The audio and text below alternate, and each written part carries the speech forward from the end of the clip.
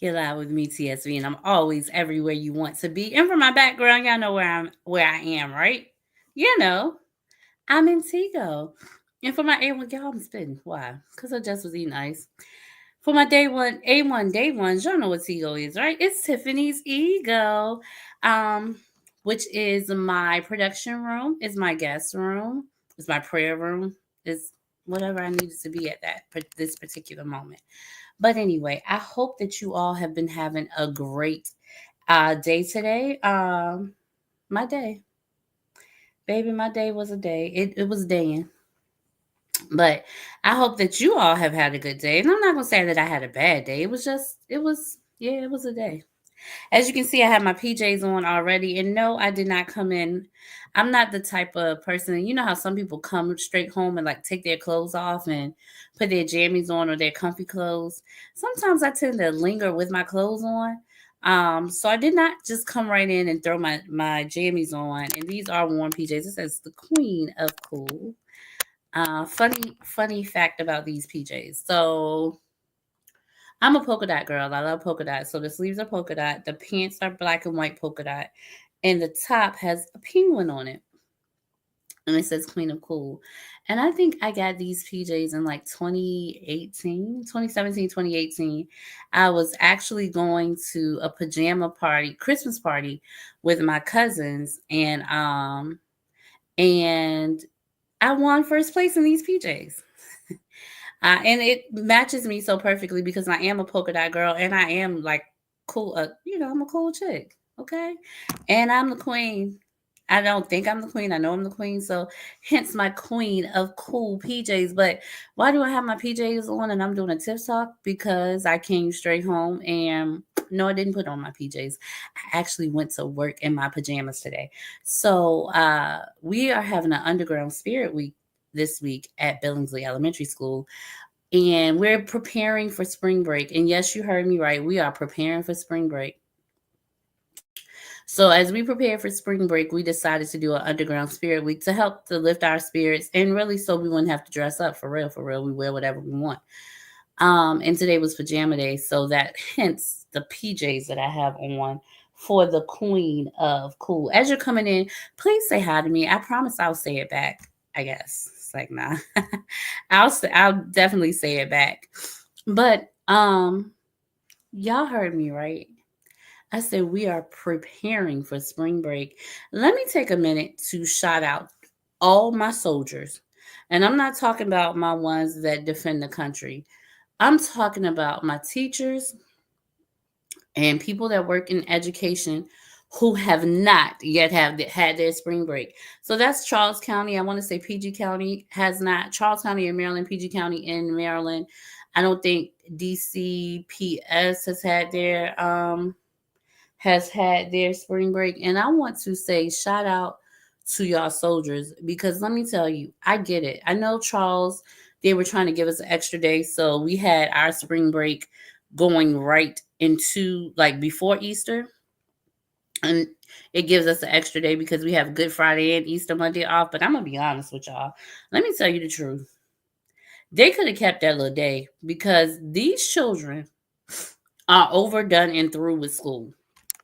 I'm not going to give too many details, but when I say that they are overdone and through with school, like my kids and the kids in first grade and second grade, and third, fourth, and fifth, and pre-K and kindergarten are overdone and through with school. And you know what? The teachers in pre-K, kindergarten, first, second, third, fourth, fifth, and anybody else who has not had their break yet, the teachers are overdone and through too. And guess what? Guess who else are overdone and through? The admin. We need our spring break. Like we needed our spring break 2 weeks ago, to be honest. And I can appreciate the extra day. Thank you so much. Whatever, la la da da da. But baby, we so needed that spring break. But anyway, I digress because Mm.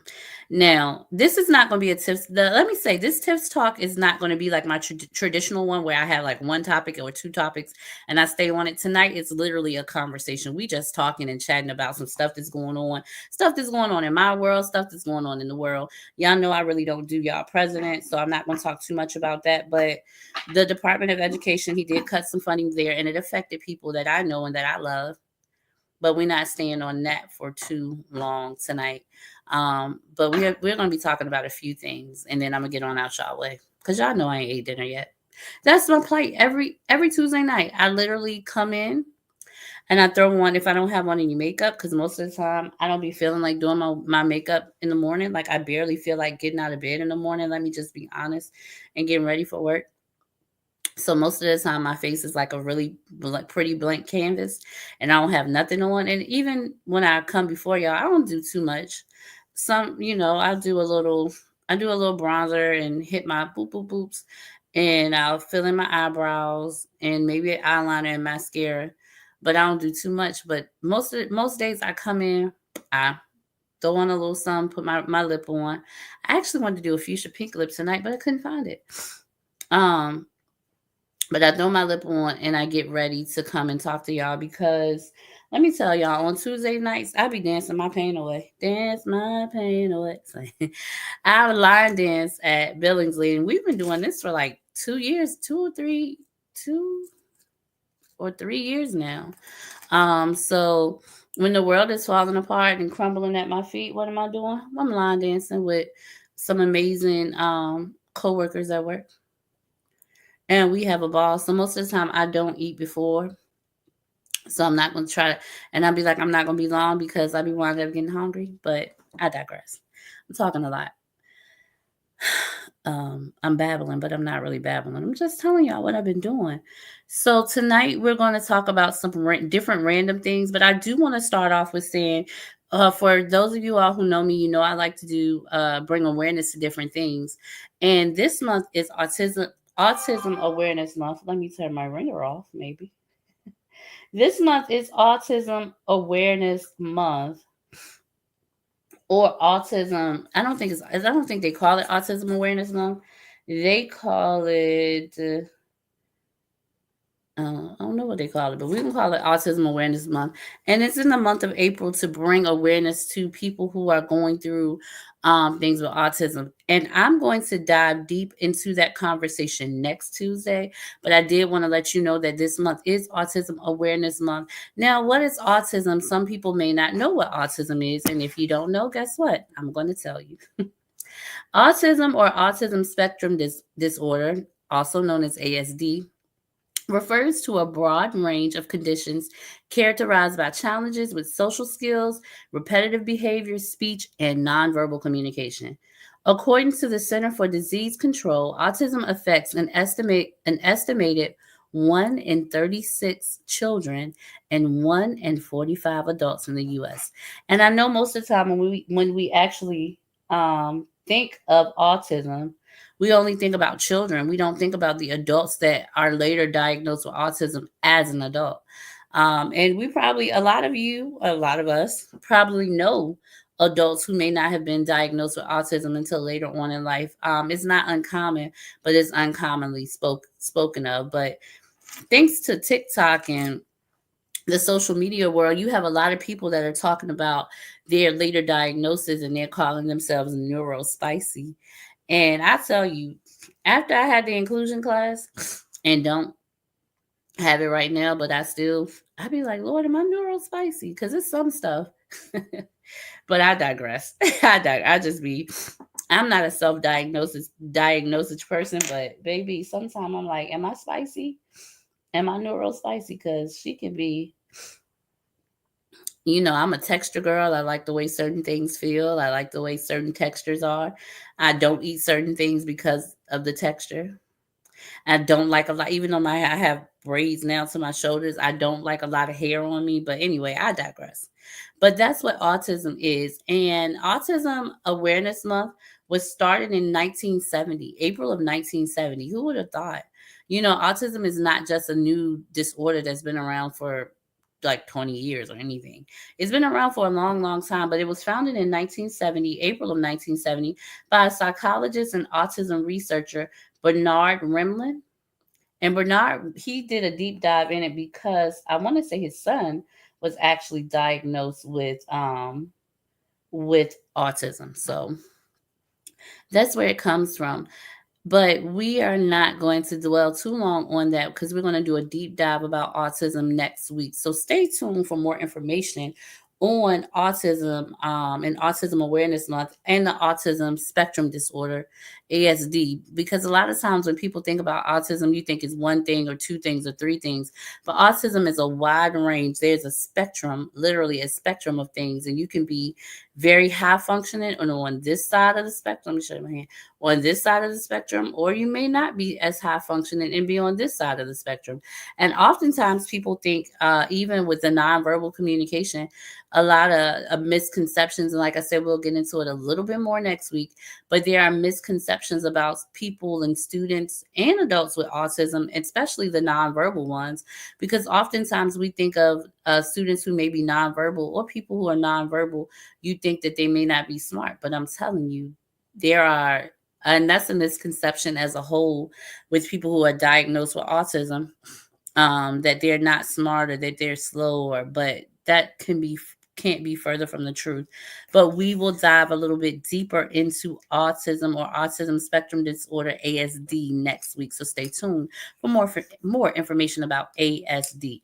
But what I do want to talk about, y'all, this week, in the school system, it is known as Assistant Principals Appreciation Week.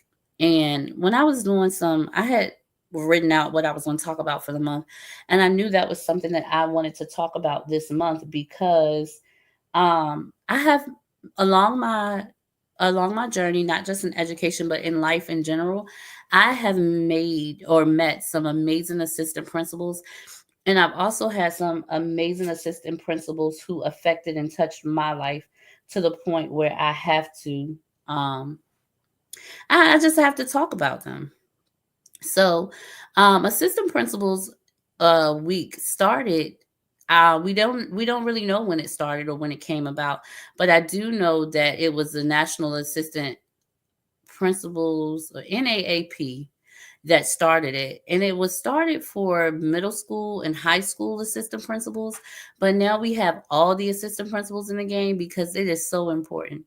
Now, for those parents who are out there, people who do not work in education, and you're like, what is an assistant principal? Or you heard them because we all do y'all mind if I take a sip of my ice water while I'm talking? Because baby, it's been a day.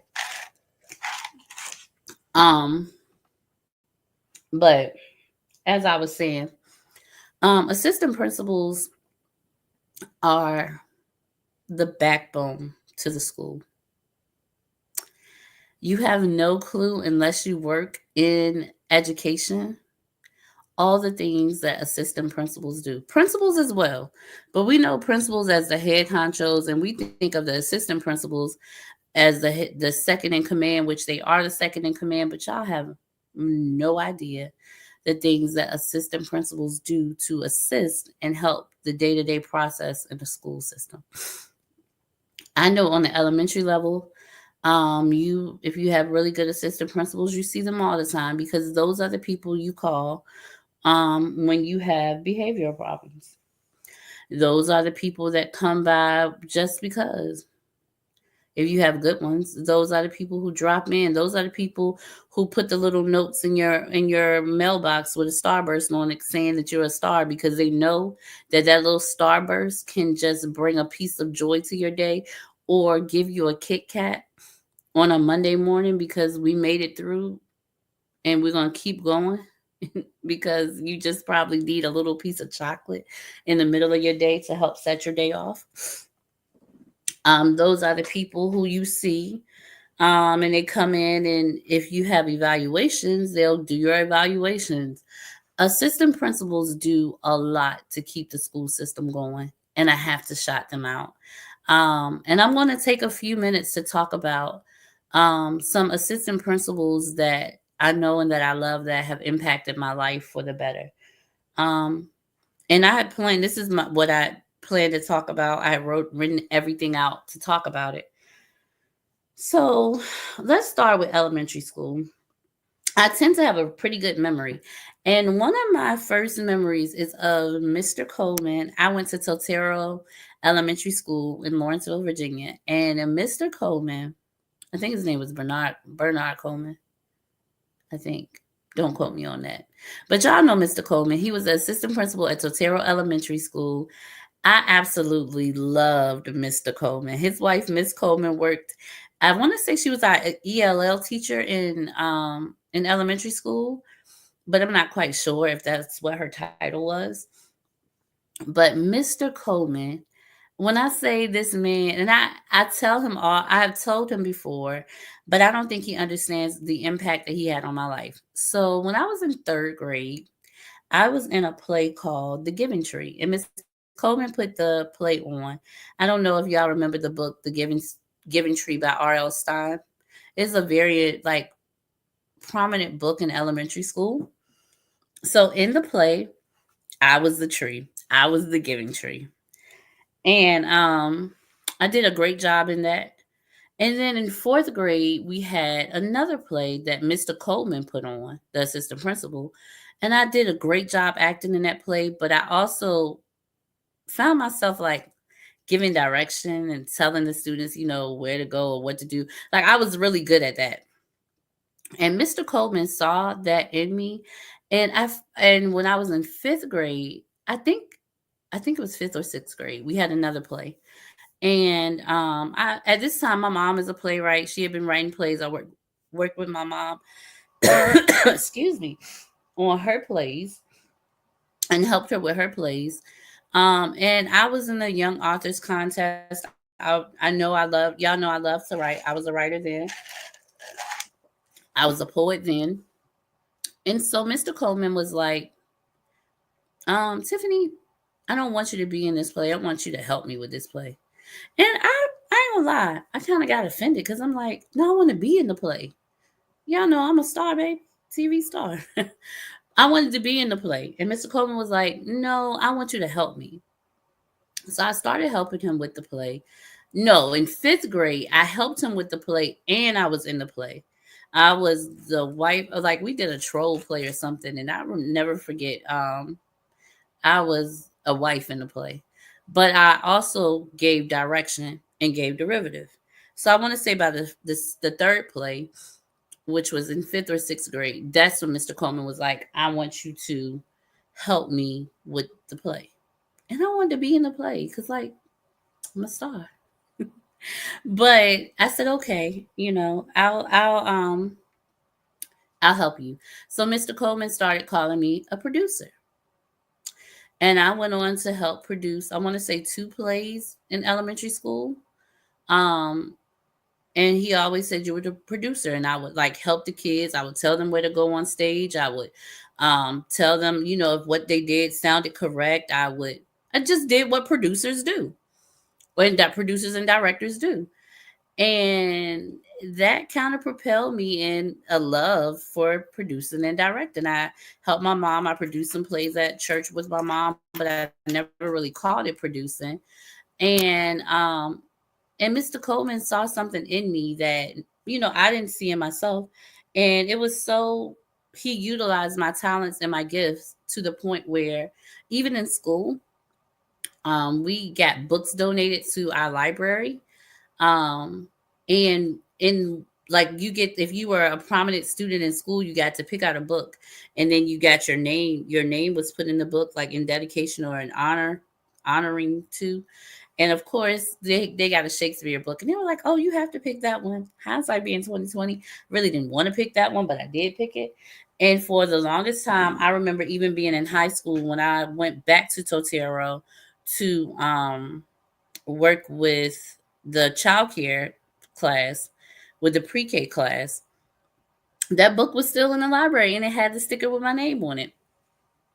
And I just loved how Mr. Coleman was very persistent with me, but not pushy. And he wanted to bring out my best talents, gifts, and abilities. And fast forward to 2009. Now, I don't know that probably what I left elementary in like 98, 99, 98. Listen, I'm telling my age, but I mean, black don't crack. So, but anyway, but I left there. I left elementary in like 98, 99. So I probably started doing the plays there in like 96 ish, 95, 96 ish. Not quite sure. Um, but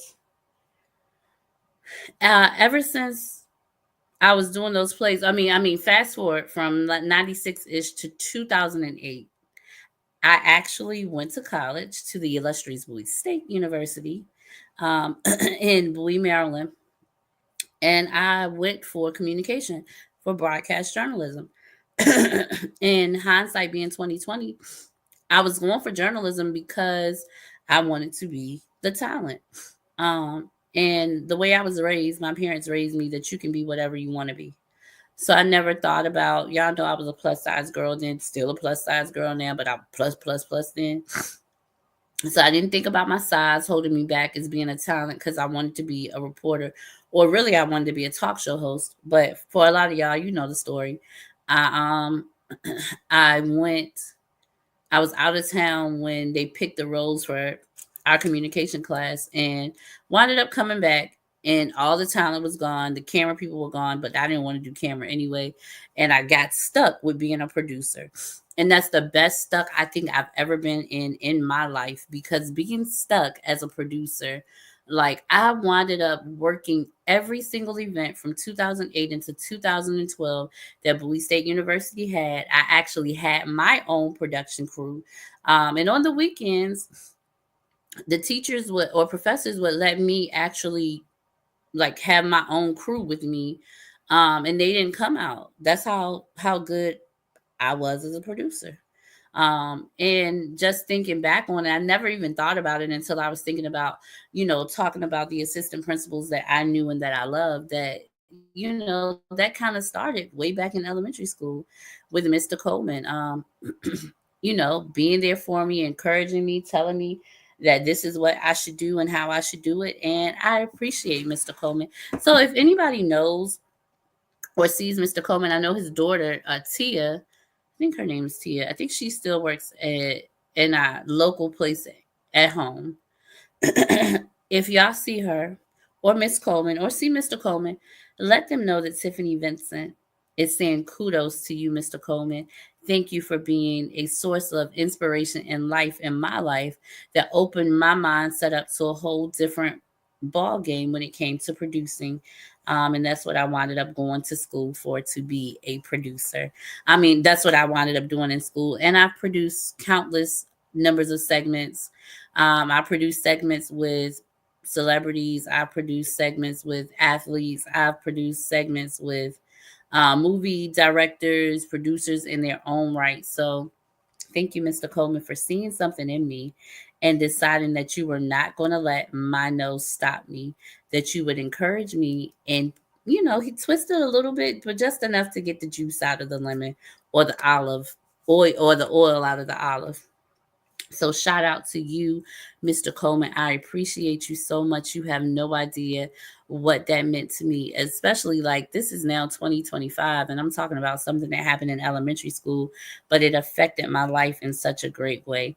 Now let me go on to middle school. Now it's so funny because I was trying to think of my middle school or junior high assistant principal. And if anybody is watching that went to Russell Junior High, and from like, I guess, the mid to late 90s into the early 2000s, if y'all can drop in my comment who was our assistant principal, because I really can't remember. And I asked two of my good friends and they couldn't remember either. And that doesn't say a lot um for our assistant principals, because we can't remember them. Not saying that they did anything wrong or whatever, but I just don't remember who the assistant principals were at that point in time. So if you do, please drop it in my comments. And I know I should have asked my mom. I didn't even think about asking my mom, because y'all know my mom worked at Russell Junior High School when I was there, and I didn't even think about asking her who our assistant principal was, or it was probably vice principal at that time, but I just don't remember, y'all, for real. High school, we had two assistant principals. We had Miss Hartnett, and listen, I ain't going there. Miss Hartnett, shout out to you for being the assistant principal. It was some stuff. I ain't gonna say it was some stuff with her, but I didn't have a problem. Let me just say, me and my crew, we didn't have a problem with Miss Hartnett, but others did. And we also had David Wright.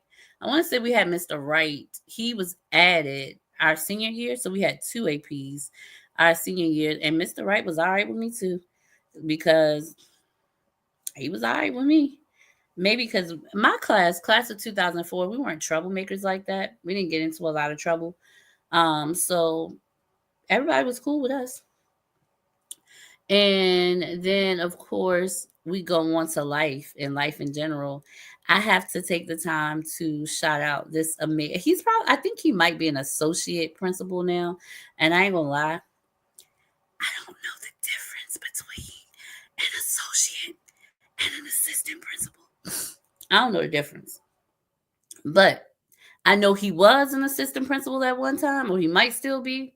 But let me take the time to, and I told him to get on here, but I want to take the time to shout out a dear friend of mine. He's more than a friend. He's like a brother, but he's married to my cousin. But even before he was married to my cousin, he was like a brother. So I don't know how to explain who he, like, his title in my life. Um, people say we have a throuple, but we really don't have a throuple. But that's how close we are. But I want to take this time to send a shout out to, drumroll please, Michael Dunson. Michael Dunson is, like I said, a very important young man in my life. I've known Michael his entire life. We went to the same church. I have been Michael's choir director. I have been Michael's youth leader, I believe, at one point in time. And to say that he has done amazing things in education at such a young age, um, y'all have no clue. I'm not going to give his story because he's not on here to share his story, but just know Michael came through odds and different feats to get to the place that he is right now. Michael is the assistant or the associate principal. I don't know which one he is, y'all, but I know he used to be or is an assistant principal at Highland Springs in, I want to say Hanover, Henrico County, somewhere in the Richmond area. And he is that now, but I want to say, yeah, he's started as a middle school teacher. He taught math and he became the math team lead. Michael's first year in education, he got teacher of the year. And I was there to celebrate him with that. I was so proud of him. I'm always proud of Michael. But as he grew, he became math team lead. And he took a leap and and landed it. He stuck his landing as a associate or assistant principal. And when I say that Michael does a great job, he's at a high school. He does a great job with those students. The students, respect him to the utmost. I have, me and his wife are cousins, which she's like my sister. Like, that's why I said it's so odd to describe what Michael is, because he's married to my cousin Chrissy, but my cousin Chrissy is like my sister, and Michael was like my brother forever. But anyway, he's just an amazing young man. And to see how he's grown in confidence with his position, not only in confidence, but doing it diligently, superb. He works countless hours, late nights, because that's another thing y'all don't know. I don't know if I think APs are 11-month employees. And with being 11-month employees, that means some of them maybe 12 months, but they don't get the same time off that we get. as educators, as teachers in the classroom. So sometimes they have vacation time, but just because we're out of school does not mean our administrators are out of school. So I've seen Michael work countless hours. Sometimes he can work from home, and he's diligently working from home. Like, we may have a family something at their house and he's working from home countless hours, very diligent. And I just want to say, Michael, I'm so proud of you. I'm proud of the man that you have grown into as assistant principal. You can't make me any more happier. I'm just waiting for you to go ahead and say when you're going to get your PhD. That's a rolling joke, though. That's a rolling joke. But to see you grow and strive so much as a young man, he's under, like, he might be right at 35, but he became an assistant principal younger than 35. To see you do that and to know your story, I'm so proud of you, Michael. Continue to do what you're doing. Keep growing, keep glowing, and keep going because you're doing an awesome job. I mean, awesome, awesome job. So, again, that's a shout out to Michael Dunson, my brother, cousin, friend. And if anybody knows, let Michael know because I told him to get on a live, but let him know that I gave him a shout out tonight. Now, as I matriculated into the educational system, I encountered some awesome assistant principals. I want to say they started out as vice principals, but in the process became assistant principals since I've been there. Now, Mr. Hoffman, I want to say his name is Michael too. Hoffman. He was the assistant principal at Billingsley Elementary School when I first started. So most of you all know that when I started at Billingsley Elementary School, I started as a long-term sub. I was a long-term sub for third grade in Miss Sharp's class.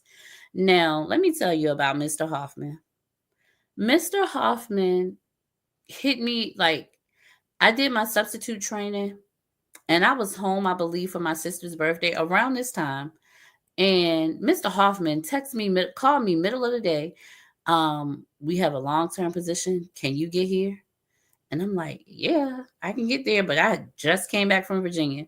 So he met me, and Mr. Hoffman walked me through the school and told me everything about the school. Now, Billingsley Elementary School, when I started as a long term sub, beautiful, still a beautiful school, but it was brand spanking new during the pandemic. I want to say the school opened in 2019. It opened the school year 2019-2020. So y'all know what happened in 2020. We had a pandemic and it shut the school down for a while.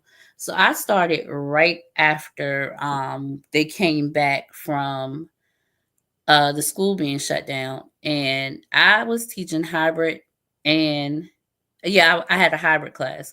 So I had students in class and I was teaching students online.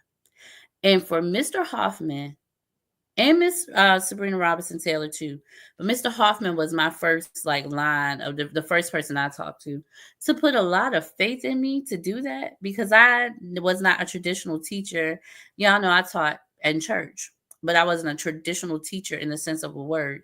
To put me in front of that class, to teach the class, hybrid and in person, and let me just tell you this. The teacher who I was covering, Miss Sharp, she was an excellent, amazing teacher. I want to say she won the teacher of the year one year, but she was so precise. And to put me in that classroom, I'm like, oh my God.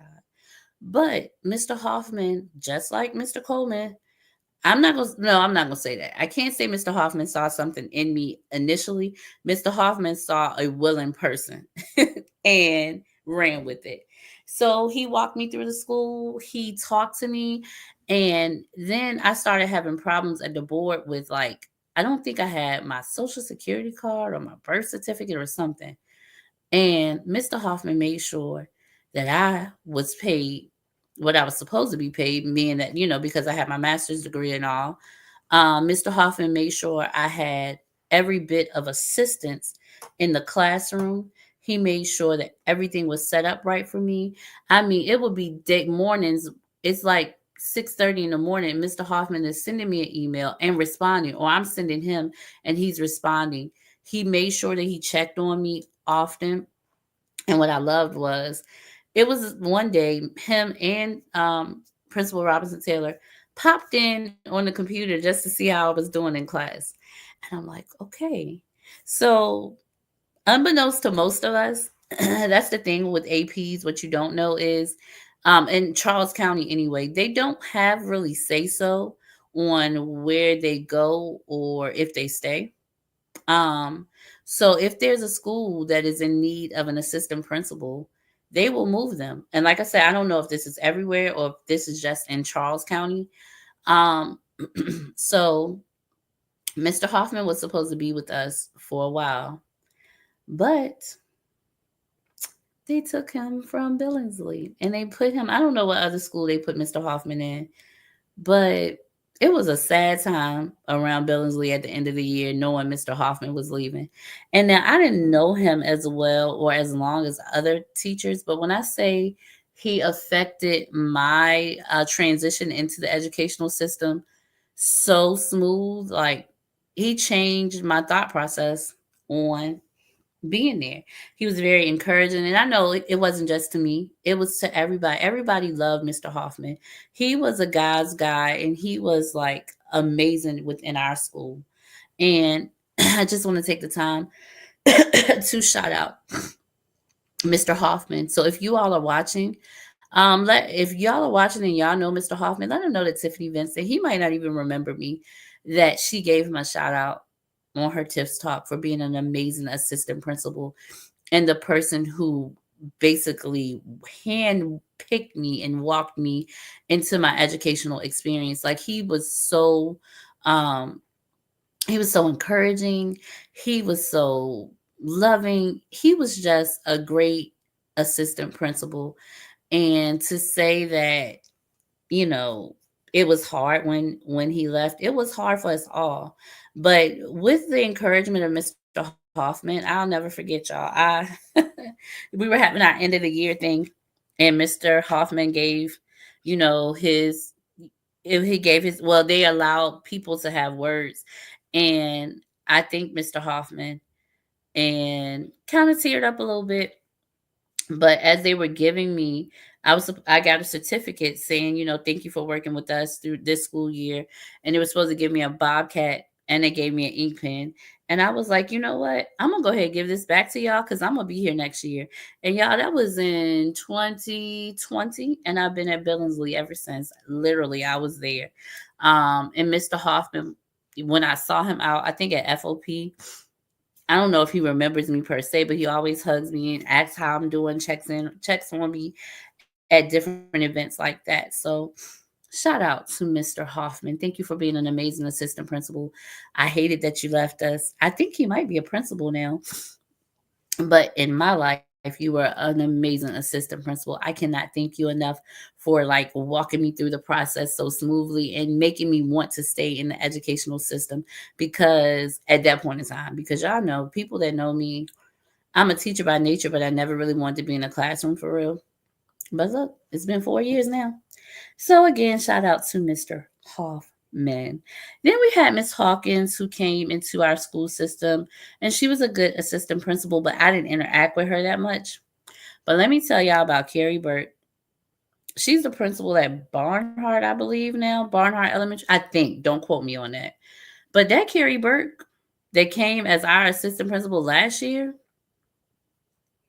and Mr. Hanley, I didn't have too much interaction with the assistant principal that was upstairs, and now her name is leaving me. She was the assistant principal for third, fourth, and fifth grade.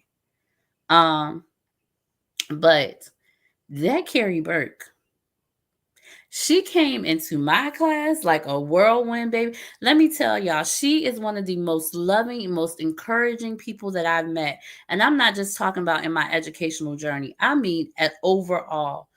Carrie Burke was such a pleasure to have in my life as the assistant principal for us. She was so much more than an AP. I can maybe say a friend. Um, but she saw stuff in me that I didn't even see in myself as an educator. And Miss Burke would often come into my classroom. She would leave little notes while I was teaching.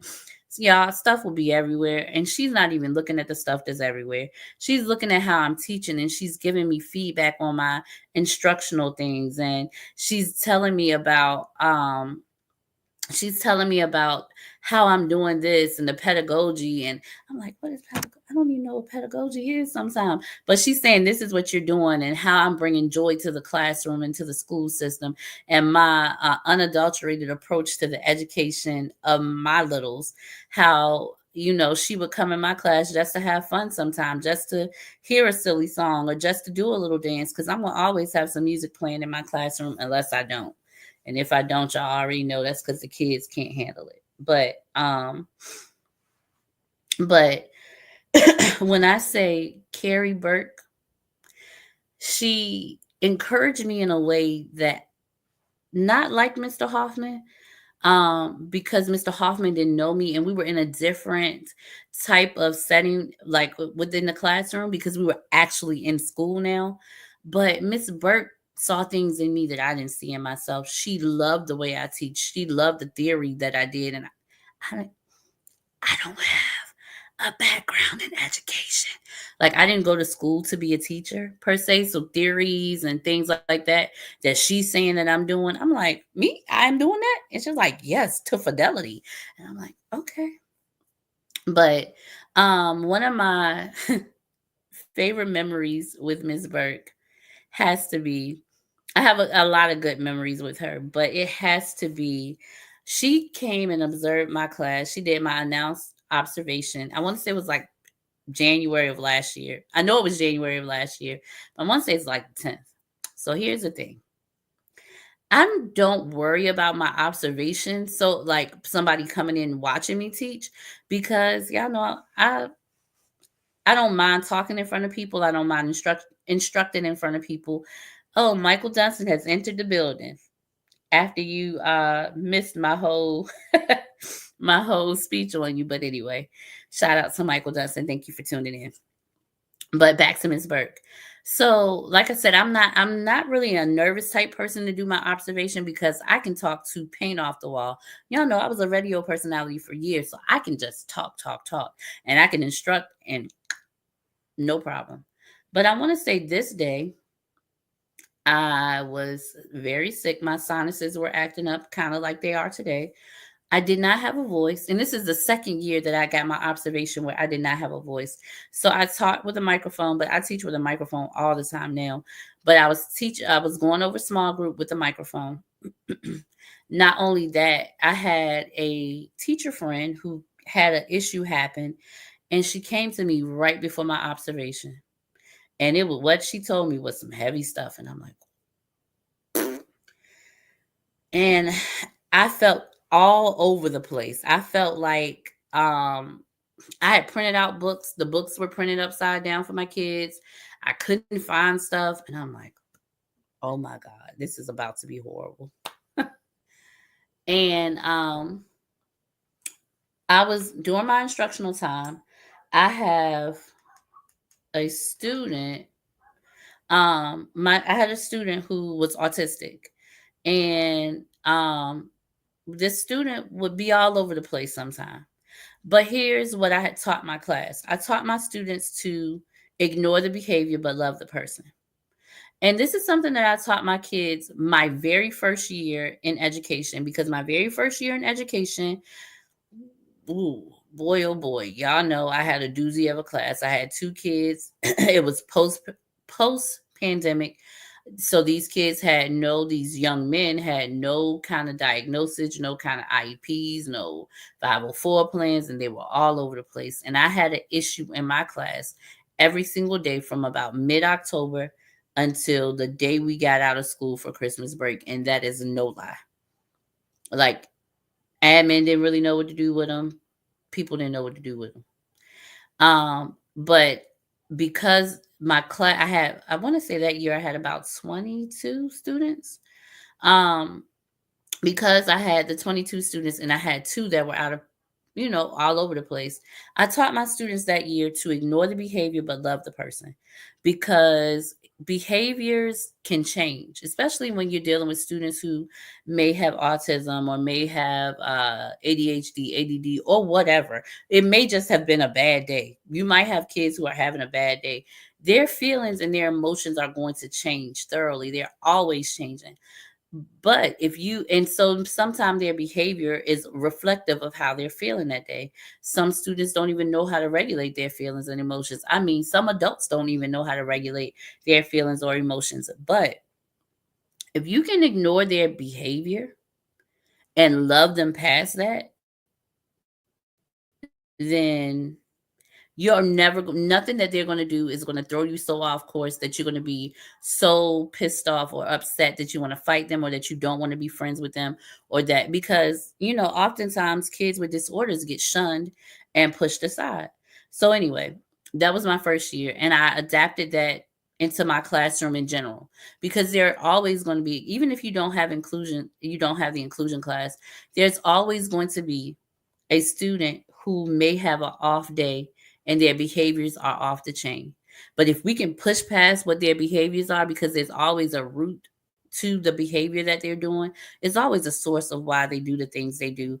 Even if what they're doing seems to be aggressive, hateful, or whatever. It may not be the best thing that they're doing. It does not look the best, and it could probably, as a educator, as a teacher, it can get on your nerves. It can be overstimulating. So it's the same way for students. But if they can push past that behavior, if the students around them can look past that behavior, and just love the person, we're gonna be good. And they also know to look past that behavior, and I'll get them to focus in on me. They could be doing whatever. At that point in time, I had a student. He would be crawling under my easel in the front of my class, rolling on the floor, trying to eat. It was a hot mess. But my kids, as long as they could see me and as long as they could hear me, I could teach the class. And that's what I did. And at that point in time, my admin was a little different, not talking about my principal, not talking about anybody, but the whole, like, I didn't have as much support as I could have had, but my AP was also new. And she helped me to the best of her ability. But I adopted that into my classroom. So every year, that's what stuff start happening, ignore the behavior and love the person. So for this particular year, last year, I had an autism baby, and oh my God, I love that little boy. and and he was doing what he did. We had a time in the class where I would set aside time just for him to sing the Star Spangled Banner, and he was singing full out. And you know what? Miss Vincent gonna let you sing, because if you do this, then we can do this. And this was during my small group time, and he was being him all over the place. When I tell you, he was in rare form that day. In the middle of my observation, he was in rare form. And one of the students came to me and said, such and such did this and so. And I'm like, and I'm not saying anything trying to be impressive. I'm really not. I'm just saying what I know to say to survive. Because ignoring the behavior but loving the person, or ignoring the behavior but not the person, is my saving grace, y'all. So anyway, um, this I told them what I always say: ignore the behavior but not the person. And after when I did my post observation, even in the middle of my observation, she was like, "Oh my God," Miss Burke said, "I love that, Miss Vincent. That is so great." da da da da da. And I'm like, "What?" She's like, "I'm gonna put that on Facebook." And I'm like, "What?" She's like, "What you just said. That was a that." She just thought it was the greatest thing, and what people didn't know, that was my saving grace. Because if I can train my students not to pay attention to their behavior, pay attention to me. Now, it is a lot asking 6 and 7 year olds, but they do it. They have the stamina and stability to get it done. And I think that's one of my favorite memories of me and Ms. Burke, because we actually did that. And then it was times when we like accidentally dressed alike and we just kikied. And I don't talk to Miss Burke on a daily or weekly, and we follow each other on Facebook. So I'll say hey or respond to stuff her kiddos are doing and how proud I am of her. But outside of that, I don't, get to see her or talk to her a lot.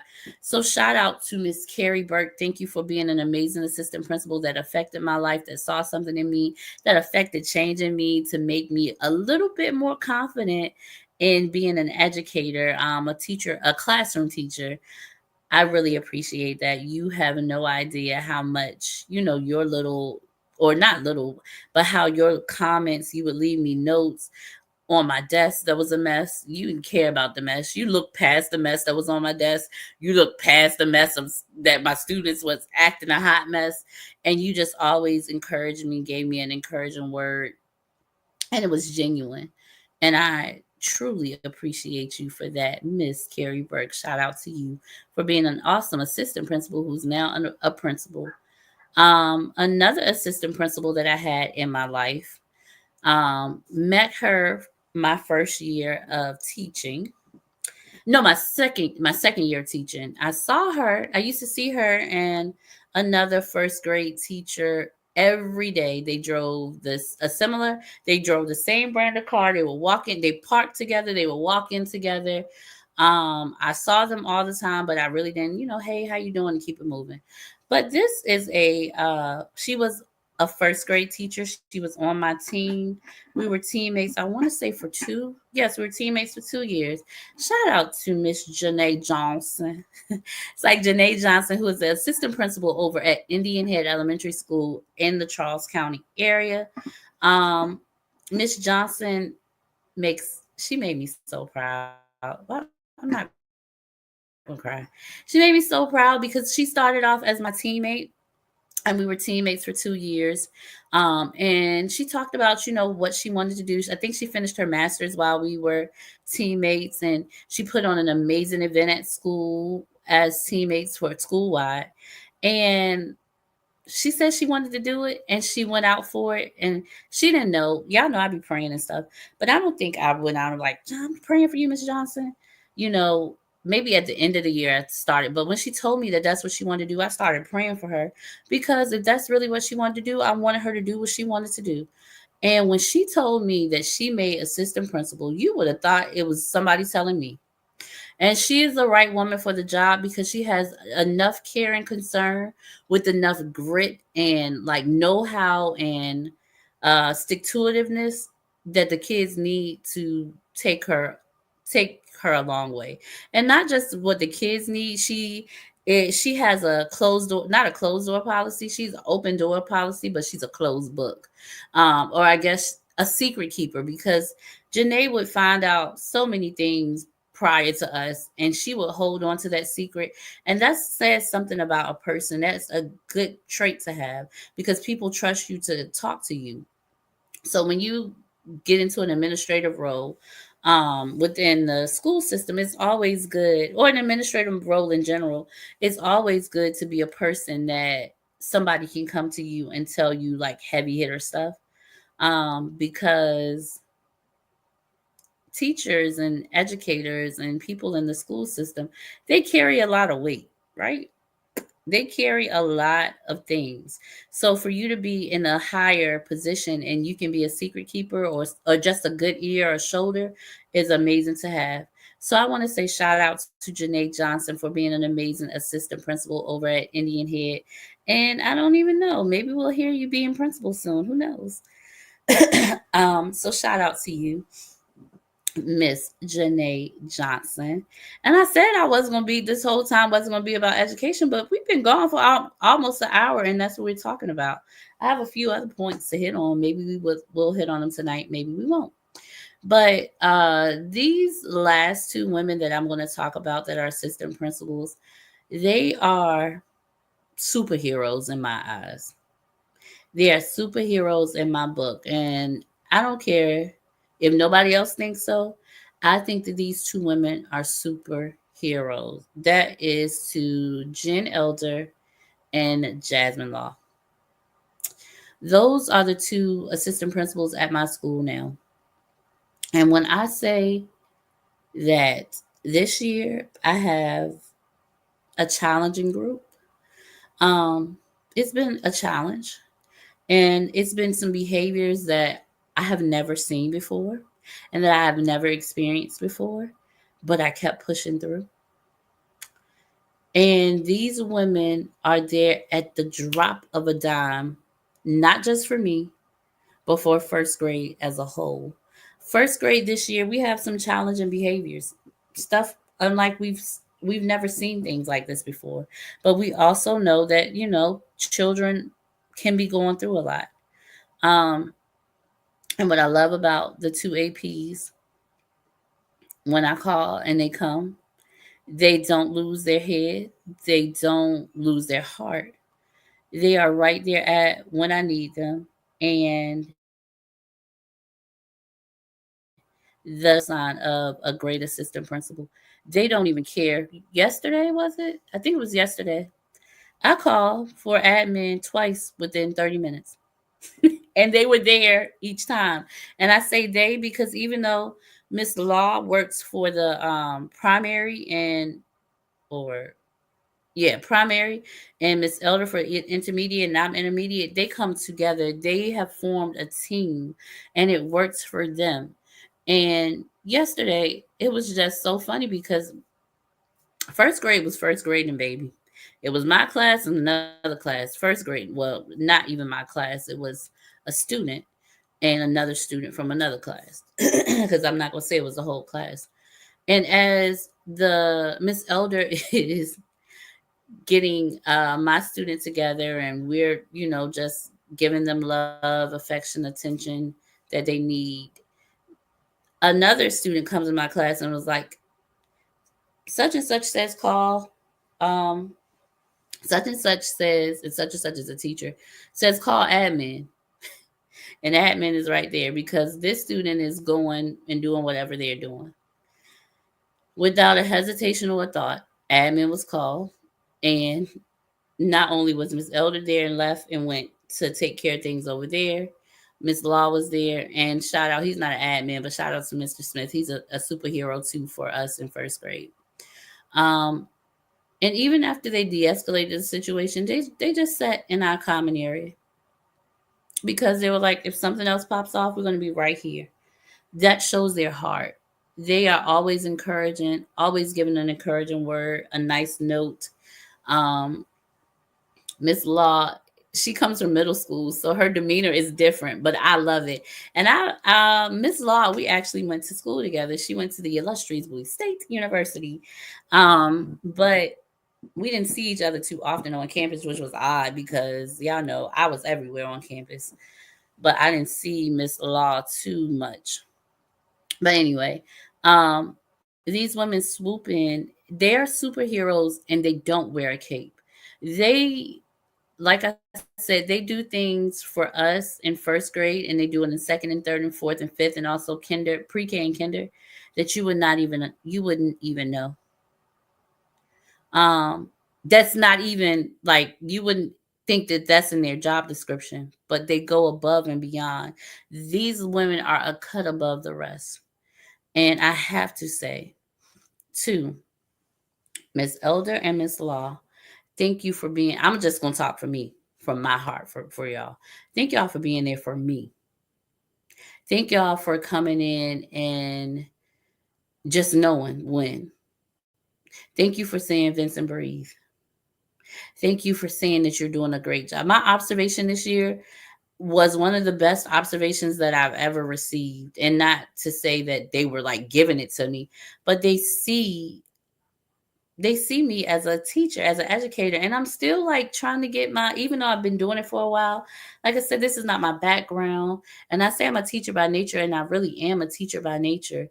But for people to see, like, Vincent, we need you, the school needs you, and they're being genuine with it. They're not disingenuous, or yeah, they're not disingenuous. It means a lot. And then to have conversation with these women and like understand their lives outside of school, and because as even as administrators you have a life outside of school, and just knowing when to be like, ooh, or calling me because I had a migraine. Miss Vincent, you got a soda because you need a Pepsi. You need the caffeine to help with the migraine. It's stuff like that. Or being like, I got you, Miss Vincent. You can go ahead to class. We'll take care. It's different things like that. Or relieving me and another teacher when we were having an assembly and it was our lunchtime. And so we would not have to be with our students during our lunchtime, relieving us. It's things like that that goes unnoticed sometimes and unappreciated. But me, Tiffany Vincent, I appreciate you, Miss Law, and I appreciate you, Miss Elder. And I'm so proud not to just call y'all administrators, but I feel like maybe I don't I feel like I can call y'all friends. And I'm not saying that you give me special treatment because we're friends, because we're not that type of friends. But just to know your heart toward people, and it's not just me that you're doing it to, it's the entire school. It's not just first grade, it's the entire school. To know that Miss Elder spent so much time in pre-K because of whatever was going on. Because y'all don't know, these kids are set up different nowadays. These children they're different. So from my heart, thank you, Jen Elder and Jasmine Law, for being amazing assistant principals. And I probably have something coming y'all way by the end of the week because, hey, I got to. So anyway, that was my assistant principal spill. It wasn't supposed to take that long, but I mean, these are good stories to talk about and to share because these assistant principals, like you see the principal and you talk about the principals all the time. You talk about the teachers, but assistant principals sometimes go unnoticed and they do a lot. Excuse me, they do a lot for the school, they do a lot for the students, and they also do a lot for the teachers. So I just wanted to take the time during this assistant principal week to say thank you. I really appreciate you, to some of the assistant principals that have been in my life and touched my life and influenced my life for the better. So, oh, Miss Elder, I didn't even know you was on here. What in the world? I didn't even know my assistant principal was on here. I just told her about it. I wasn't even thinking about, oh, I'm telling you because I want you to be on here. But thank you, Miss Elder, for watching. Anyway, what else about it? We're at an hour, so I had some kind of funny stuff to talk about, like, so y'all want to hear it? Y'all want to hear it? Here you go. All right, not funny, but listen. As we transition from school, shout out to all of the educators who, like I said, PG County, Charles County, DCPS, who are still hanging in there, because this week and last week have been a beast in the school, in the classroom with these kids, because they need spring break just as much as we need spring break. And my kids, they've been first grading. So, but on another note, so I was listening, I was watching something on the news, and this is something different. This is not about education at all. So I found out that the Diddy's lawyer, because y'all know Diddy, y'all know P. Diddy Puffy, Sean Combs, is locked up right now. He cannot make bail. He's not getting out on bond for sex trafficking and some other things. Y'all been keeping up with it. If y'all haven't, go look it up, because I'm not going to dive deep into this conversation because I'm over my time anyway. But I found out and I was like, oh, what? So earlier part of the week, it came out that it was an unnamed victim, and they're naming, along with P. Diddy assaulting them, that Beyonce was there, Jay-Z was there, and Emilio, no, Gloria Estevan. What's it? Y'all know who I'm talking about. Anyway, that they had something to do with it, and I was like, what? So, today, the lawyer in the P. Diddy case, and he's going to go to trial sometime in May. I think it's May 5th. But his name is not the lawyer, the judge in the case, Judge Aron. Now I'm going to say his name wrong, but it's Judge Aron Submania, has ordered for the victims that are not coming out saying who they are and don't want to share who they are, that they have to share their names or the case is going to get dropped. Now there has already been a young lady who refused to say who she was, and she's pulled out. But for all of those other, and I don't know how many cases are against him. I know there's more than 10. But for all of those cases that are against him, the victims have to say who they are, or the case is going to be dismissed. And I don't really know how to feel about this, because now there are a lot of people that could be coming forward. Like, I don't know, because I won't dare listen. I didn't go to a Diddy party. I don't know nothing about the baby or no Diddy. But when you have high profile cases like this, there are a lot of people that come out and say things like the young lady who said that she was taken at the VMAs, and I want to say the mid 2000s, and her that Diddy and Jay-Z took her somewhere and did whatever they did, and then her dad came and picked her up. That case got thrown out because the dad was like, none, he doesn't even remember that happening. So it could be a lot of people coming forward saying different things, but not telling the truth. So for that, I understand why the judge would do that. But then there are also people who are telling the truth, and they don't want their identity given up because it is a high profile case. And there are people out there, listen, I won't dare. I don't know what he did, what he didn't do. But there are people who can come up against these people for talking. And so they have every right to be afraid and scared for their life.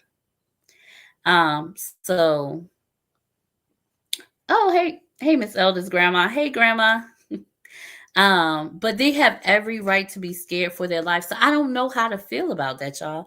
I don't know if it's a good thing because it can catch people that are lying, or if it's a bad thing because it's going to have people that feel like their identity is not going to be safe. So, what do y'all think? Like, what would y'all do in that situation? Or as a judge, do you think he made the right decision to say, "Hey, you got to come out and reveal your identity"? Now, I don't know. I guess got to look a little bit more into it, because I don't know if they are not revealing if they have to reveal their identity to everyone so it'll be public knowledge and public record, or if they have to reveal their identity to the judge and the lawyer team. I don't know, because that's a whole different ball game. If they have to just reveal themselves to the lawyer team and the judge and all that stuff, then okay, I think so. But even with that, things can get leaked out. It's really tricky. So what do y'all think about that? Tell me. And then the last thing I'm gonna talk about, then I'm gonna go. Okay, so y'all know in September, no, August. It was August. Y'all know in August I went to see my boyfriend get mad every time I say it, so I ain't gonna say he my husband. But I went to see Usher in concert. I went to see Usher at the Capital One Center. I was gonna say the Verizon Center, y'all. I went to see Usher at the Capital One Center in August, and this was his first show because he was supposed to start in Atlanta, but he got sick, and um, so his first stop on his tour was in DC. Now, if y'all been keeping up with anything about Usher, and y'all know I've been keeping up with it, because listen, I've been in love with Usher since I was in sixth grade, like, or maybe before fourth grade. I loved Usher. Um, so have y'all seen what he been doing on tour? Have y'all know what Usher? So Usher, he didn't do this in DC, because I still think that he was coming down from, like, recovering from being sick in DC. But later on in Usher's tour, he started taking cherries and taking them to women in the audience. Now he did walk through our audience, and because see, I don't know if y'all remember, but back in Vegas, oh, my girlfriend like boo. So me and my friend Tanisha, Bella B on here. We've been crazy about Usher for a long time. She mad at me because I went to the tour, but I went last minute, y'all. Like, I really made the decision to buy my ticket the day of the show because the tickets were cheaper. Like, here's a little hack, concert hack. If it's just you, or if it's you and one other person, or maybe three other people, and you like to be spontaneous like I am sometimes, wait to get those tickets, because you can get a great deal on some concert tickets. Because here's the thing, concerts don't always sell out, so they want to push those tickets out there. But don't boo me, sis. I love you. Anyway, but So Usher been taking these cherries, right? And he been doing a little. I ain't gonna do but he is entertaining women with cherries. Now he came in our audience, and y'all know back in the summer of it wasn't last summer, but the summer before last when he was in Vegas. Y'all know Keke Palmer got in trouble because Keke came out there and she had on her little sheer with her little and her y'all know what happened with Keke, right? She was kind of scantily clad dress. But she was at an adult concert with her girlfriends and her man got mad. It was a whole ordeal. So Usher came on, went to Kiki's show and was like, I want you to let them know that I did not break up your marriage, right? Or your break up your relationship. So they talked about it, had a Kiki about it, whatever. But Usher started taking these cherries and he took it up a notch because he was just doing it with celebrities in Vegas, not the cherries. He was just going around and singing to them. And I'm like, oh my God, if you Usher sing to me, Usher. Psych. But not for real. Um, so he took the cherries, and a lot of people have been doing some things with these cherries now. But I don't know if y'all saw the recent, not the devil's work. I don't know if y'all saw the recent thing that is now trending. So it's this lady, and she's an older doll. I mean, she's not old, but she's, I guess they were calling her auntie. So it's this video of Usher giving her the cherries. And it was a real intense moment because it was eye contact. It was almost like it was a moment. Let me just say that. It was a moment. And I'm like, Usher looking at her like that? I mean, if he met me, baby, you gonna look if you looking at her like that. But anyway, I digress. But it went viral because it looked like it was hot and heavy. Like Auntie was giving the most. Auntie was weak in the knees, and I thought Auntie was going to pass out.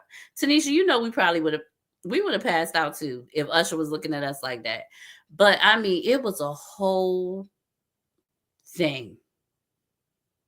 And I'm like, oh, Auntie, you didn't even real. I don't think Auntie realized she was being recorded. And the daggone clip then went viral.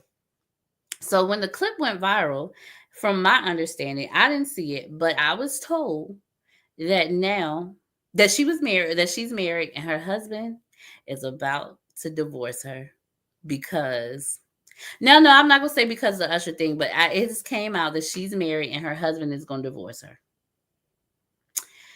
Now, I've had a conversation about this with my man, who, he a little bit jealous of Usher, but I have to tell him like, babe, I'm not gonna meet Usher in real life. Like, really, I'm not. I hope I do, but I'm not going to meet Usher. And if I do meet Usher, I'm not. So here's the thing about me. Y'all know I've worked with countless celebrities, and I worked with some of my favorite, like my favorite artist is Music Soul Child. But Music Soul Child I guess, is a little different than Usher because I'm not like crazy. Like I like Music Soul Child as an artist, but Usher. But even with me doing the whole hair flip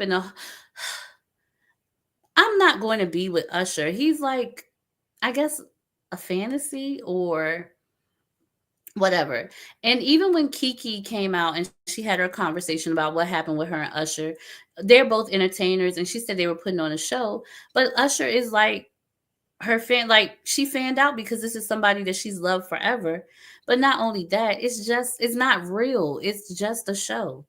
So the question or the question that was posed is, if it were you as a woman, how would you feel if that happened to your man, your spouse, your significant other? How would you feel? And I said, I would encourage, I mean, not in a disrespectful way that I'm gonna encourage it, but my boyfriend he likes Jill Scott, and he loves Jasmine Sullivan. And if he got the opportunity to meet Jasmine Sullivan and she's singing to him in his face and they giving eye to eye contact, I'm not tripping off of that. Because first of all, Jasmine Sullivan, although as amazingly dope as she is, I love Jasmine Sullivan too. As amazingly dope as she is, as beautiful as she is, as gorgeous as she is, she still ain't me. So am I gonna get mad at you for having your one moment with the Jasmine Sullivan? You not leaving her? You going home with her? You not. You won't. You might write to her fan club, and I don't even know if they have that anymore. But are you emailing her? Are you texting her? You not. It was a momentary thing, and you enjoyed yourself in that moment. I'm not tripping out about that. But maybe that's just who I am as a woman, as confident as I am. And I'm not a wife yet. But even as a wife, I don't believe that I would have an issue with that because it's all in how you carry it. And to me, that was now, Auntie looked like she was ready to risk it all. But then you also have to stop and understand that even though he is an entertainer, he's also married. So, um, it's not like Usher was gonna be like, "Oh, let's go back here and get your number or whatever." And even if he did do that, now it's up to you to make the choice and make the responsible decision, saying, "Okay, now let me stop." Because in real life, I'm a wife, and I don't know. Y'all know they said Usher and gave people some STIs, and don't be talking about my man though. Like he didn't pay people to not talk about these STDs and STIs. So that's you as an adult. You make that decision. But do I feel like now I don't know what happened. I don't know what was going on in their relationship. But do I feel as if this man should be divorcing his wife because of what she did with Usher? No. Now, if she did that with Usher and she did that with JoJo the Tire Man and she did it with Professor Kenny and she does it all the time, then maybe you need to check her character and maybe there is something that you need. There is a conversation that you need to have. But what I wanted to bring it full circle, and then I'm out of here, I promise. So I don't know if y'all remember in the mid 90s that Janet Jackson did far worse. Now, I love Janet. And Janet did a Velvet Rope tour, but before she did her Velvet Rope tour, it was a tour before that. And sis brought this man on stage and she put him on a bed type thing, strapped his arms up against the thing, strapped his legs down, and the next thing you know, I was a teenager and it became X-rated. And I was like, oh, Janet. Now we see why they say Miss Jackson if you nasty. Because Janet went full, it was like, ooh, baby, it was hot and steamy. That man passed out. And like she had him standing upright and she got on him and did her thing on. I said, okay, Janet, if that's what you do, that's what you do. Next thing I know, the bed went going back and she gave us Janet Jackson gave a show. And that's why I was on HBO because it won't for us. Then she did the Velvet Rope tour. And if you know the Velvet Rope song, you already know that was going to be spicy. And she did the same thing. Janet started a trend for R&B female artists or women R&B artists that they started doing that. They will pull men out of the audience. I don't know if they were pre-selected or how they would pick them. They will pull them out of the audience and they will come and dance with them on stage. I mean, you had Sierra to do it, and y'all already know Sierra tall and lean, and she did her thing. You had Tiana Taylor do it, and Tiana Taylor, she was almost just as vulgar as Janet. You had in recent times you had Glorilla do it, and Glorilla was tight. She was kind of stiff. It was like okay.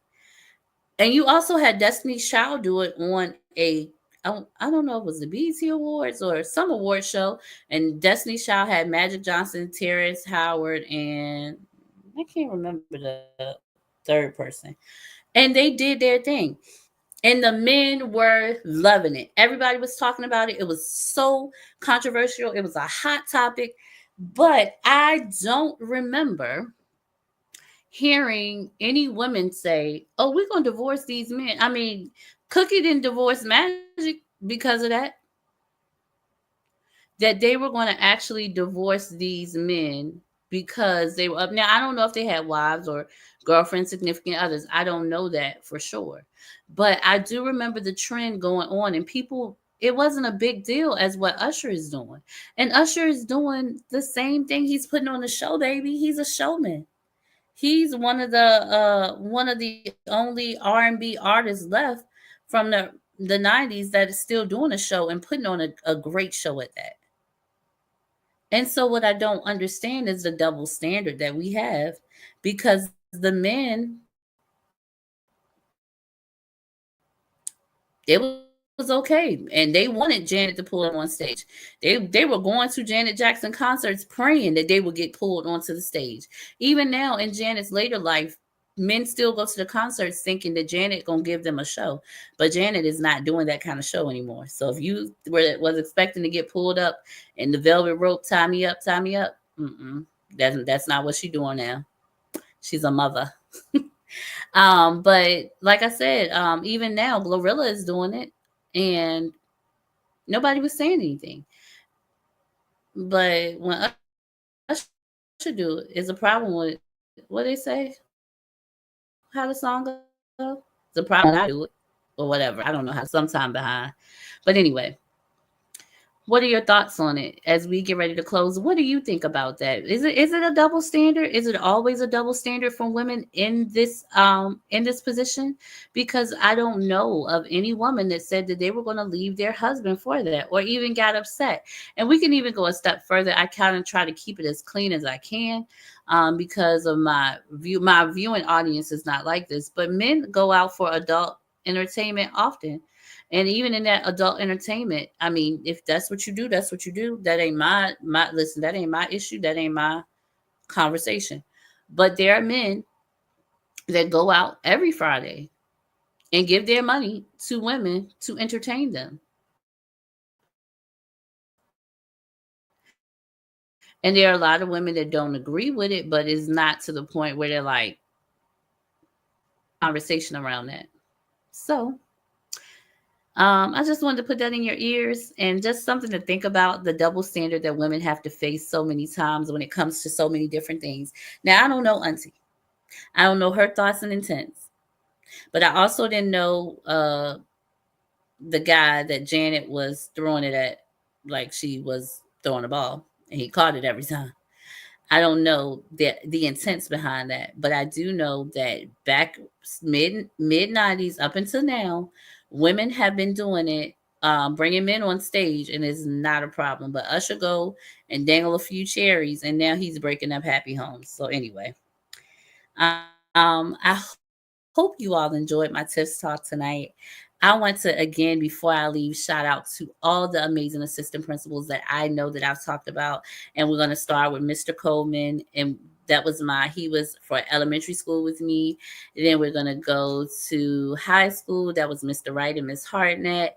Then we're going to go Michael Dunson. We're going to go Janae Johnson. We're going to go Mr. Hoffman, who was my assistant principal when I first started at Billingsley, and my assistant principal last year, Miss Carrie Burke, and my two superheroes this year who never cease to amaze me, Miss Jen Elder and Jasmine Law. Thank you for saying yes to your profession and not just serving your profession with professionalism, going above and beyond. I cannot say thank you enough. Continue to do what you do. And I hope you all have a great evening. Y'all know what I'm about to go do, right? I'm about to go eat because the sister is hungry. Don't judge me. I know I'm eating late, but I had to come talk to y'all because I missed y'all. We didn't get to talk last week. But stay tuned for next week, because next week we are diving deep into autism, or ASD, autism spectrum disorder. We're going to have a great conversation. You never know with Tiff.